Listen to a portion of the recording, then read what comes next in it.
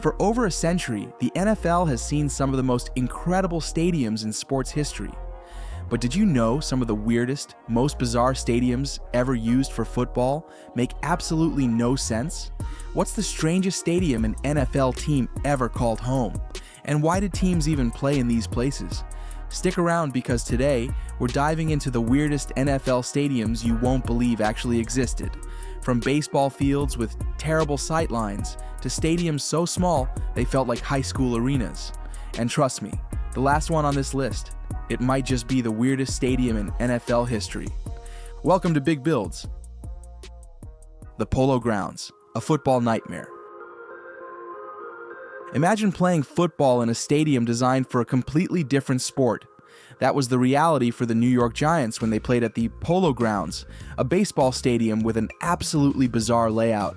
The field was ridiculously narrow, with end zones awkwardly jammed into the outfield. Players would literally run into walls if they weren't careful. Not to mention, the sightlines were awful. Fans behind home plate were so far from the action they might as well have been watching from home. The seating arrangement made little sense, with some sections getting a perfect view while others had a completely obstructed line of sight. The Polo Grounds' biggest issue was its shape. It was oval, not rectangular like a proper football stadium. That meant certain plays, especially deep passes, felt out of place because the field dimensions were just wrong. Instead of a natural flow, teams had to adjust their gameplay to fit the awkward layout. And yet, despite all of that, the Polo Grounds hosted the Giants for nearly 20 years. Why? Because at the time, the NFL was still growing, and teams had to take whatever stadiums they could get. Eventually, the Giants moved to Yankee Stadium, another baseball stadium, but one that at least had a more reasonable shape. War Memorial Stadium, the Rock Pile. Nicknamed the Rock Pile, Buffalo's War, Memorial Stadium looked like a building that had no business hosting an NFL team. Originally constructed for minor league baseball, it was already outdated by the time the Buffalo Bills started playing there in the AFL during the 1960s. The stadium had an odd, almost makeshift feel, with crumbling infrastructure and a design that never quite fit professional football. One of its biggest flaws was its size, tiny by NFL standards. It had a seating capacity of just over 46,000, making it one of the smallest venues in the league. That might not sound too bad today, but keep in mind that even back then, NFL teams were drawing far bigger crowds. The stadium felt cramped, the bleachers were uncomfortable, and fans in certain sections struggled to see the action clearly. But that wasn't even the worst part. The field itself was a disaster. Uneven, patchy, and full of dirt spots that could trip up even the best athletes. Rain turned it into a mud pit, and in cold Buffalo winters, it became a frozen battlefield. Some players even joked that playing there was more dangerous than facing a tough defense. Despite all its flaws, Bills fans embraced it, bringing their legendary energy to the stands. But when the team finally moved to Rich Stadium in the 1970s, no one shed a tear for the Rock Pile, a stadium that belonged to a different era of football. Normal Park, the Bears' cramped beginnings. Before they were a household name, the Chicago Bears played in a stadium that sounded anything but NFL worthy. Normal Park. Doesn't exactly scream football greatness, does it? In fact, if you heard the name today, you'd probably assume it was some high school field, not the home of a future NFL dynasty. Located in Chicago's South Side, Normal Park was anything but normal for professional football. First off, it was tiny.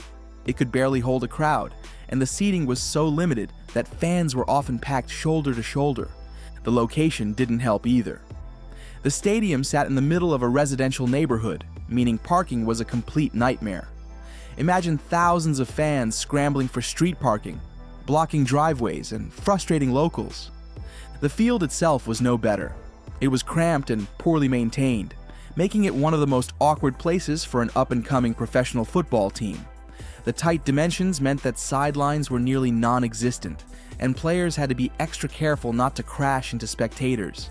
Eventually, the Bears upgraded to Wrigley Field. Yes, a baseball stadium, but still a major improvement over their previous home. Normal Park quickly faded into history, but just imagine if a modern-day NFL team played in a stadium like this, people would absolutely lose their minds. It's a reminder of just how far the league has come. Fenway Park, home of the Patriots. You probably know Fenway Park as one of the most famous baseball stadiums in the world. It's a shrine to Red Sox history, a place where legends have been made. But did you know that for a few years in the 1960s, it was also home to the New England Patriots? Trying to fit a full football field into Fenway was nothing short of a logistical nightmare. The layout was never meant to accommodate a gridiron, and it showed. The sidelines were ridiculously tight, squeezed into whatever awkward space was left between the Green Monster and the stands. Some fans had a brutal viewing experience, with seats angled so poorly that they had to crane their necks just to follow the action. And if you thought that was bad, the dugouts and bullpens from baseball season didn't just disappear, they stayed put, becoming potential tripping hazards for players. Imagine trying to dodge a tackle while also avoiding a sunken dugout. Not exactly an ideal home field advantage. The playing surface was also a problem. Football cleats dug into the soft baseball grass, tearing it up quickly and creating an uneven mess.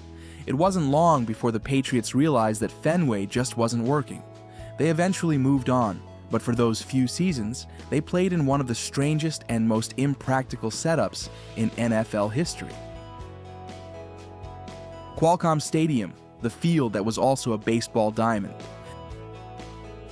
Multi-purpose stadiums were all the rage in the 1960s and 70s, as cities wanted venues that could host both baseball and football.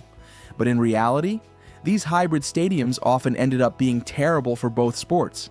And one of the strangest of them all was Qualcomm Stadium in San Diego, home of the San Diego Chargers and the San Diego Padres. Because it was built for both baseball and football, Qualcomm had to make a lot of compromises. The most noticeable? A massive dirt infield that remained in place for half of the NFL season. That meant every Chargers home game in September and October featured a football field with a baseball infield right in the middle of it. Now, imagine a running back sprinting full speed down the field, only to suddenly hit a rough patch of dirt and completely lose their footing.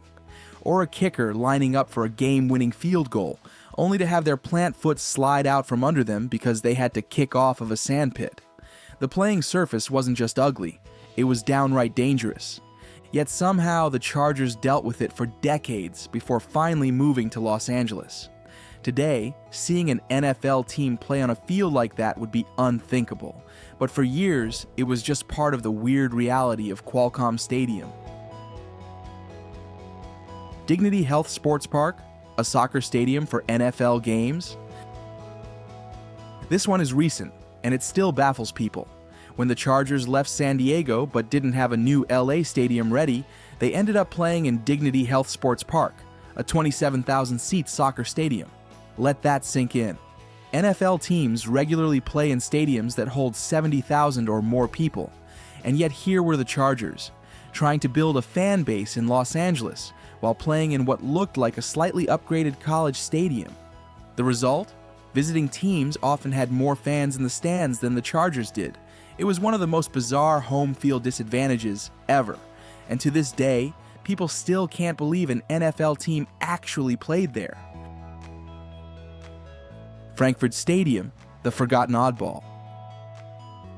Back in the 1920s, the Frankfurt Yellow Jackets, an early NFL team, played in a stadium that felt more like a local high school field. Frankfurt Stadium was tiny, had barely any amenities, and looked nothing like a professional venue. The weirdest part? It was built specifically for the Yellow Jackets, yet it still didn't meet modern stadium standards, even for the 1920s. It was poorly constructed, uncomfortable, and eventually burned down in 1931, ending one of the strangest stadium experiments in NFL history. And there you have it, the weirdest stadiums in NFL history. From baseball parks forcing football teams into awkward setups to stadiums that simply weren't built for professional football, these venues gave us some of the strangest moments in the sport's history. But now, I want to hear from you. Which of these stadiums do you think was the absolute worst for football? And do you think any modern NFL team could survive playing in a tiny stadium like these today? Drop your thoughts in the comments, and if you enjoyed this video, Don't forget to like and subscribe for more crazy stories from the world of sports. Thanks for watching Big Builds. We'll see you next time.